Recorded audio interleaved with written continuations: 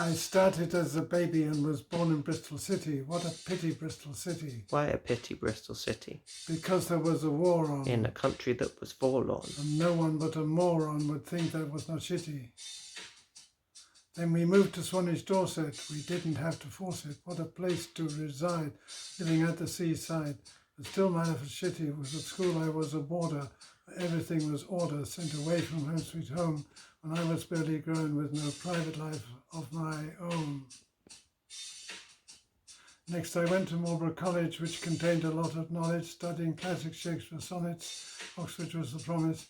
Teachers very gifted as they lifted expectations, which made for inspirations, many parts for the arts to have you crave for creations as much as vacations. Then came the time for uni, which was Oxford for yours truly. St Catherine was the college, was offering the knowledge, chose to read psychology to find out people could be free from hang-ups and from catches, neurosis and complexities, all the stuff which vexes the love life of the sexes. Disillusion then awaited as I found that I was fated for laboratory experiments with no thought for experience human beings at all. A conjurer is someone who gets rabbits out of hats. Psychology, it seemed, was getting habits out of rats. French and art and music were the subjects I was close to. Went to all their lectures and not the ones I was supposed to. Psychology especially seemed very, very boring.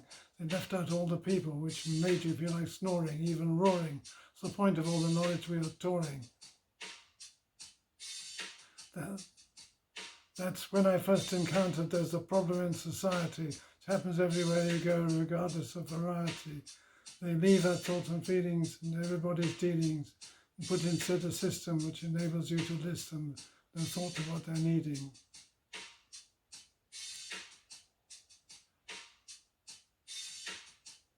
After uni, what I needed was a kind of job which heeded people's individuality, maybe some morality. The first stop was a psychiatry, a reasonable variety of helping troubled people. Became a social worker, underpaid but not a shirker, a hospital, a centre for the therapeutic venture. The doctors were in charge, giving pills and ECT, seemed untherapeutic and to lack psychology.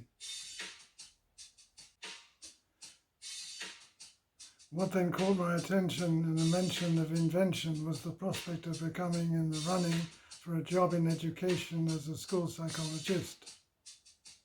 It required to be a teacher for a while to learn the feature of the classroom situation as it changed throughout the nation. This time I was no crackpot. It seemed I hit the jackpot. Teaching children was such fun. I did 6 years on the run. Then came the time for training as an ed psych uncomplaining. Tavistock received me. I was pleased when they believed me. People was my passion, not a fashion, but a passion, interest without ration. Nearly all the staff are analysts or budding psychotherapists, just a place to study the heart of human problems. But even in the TAVI, where you'd think they'd be more savvy, the psychologists were having to do measurements instead, not to understand the children, but to classify their problems, regardless of the meaning in the life that they had led. So when I got employment as an ed psych in the county, some teachers were delighted I was finding meaning, not just running IQ testing and investing in a bureaucratic system, which only tried to listen. Quite soon it was apparent that there was too big a conflict with my idea for children. They needed to improve them. Employers with no inkling on the way that I was thinking. Just one solution to guarantee enjoyment, and that was self-employment. To deal with the paralysis, I started on analysis, which opened up the chance, making an advance by training as a therapist, an opening I could not miss. Fund some private special schools which had the dosh to pay my fees. But 2 days consultation were the same as working all the week.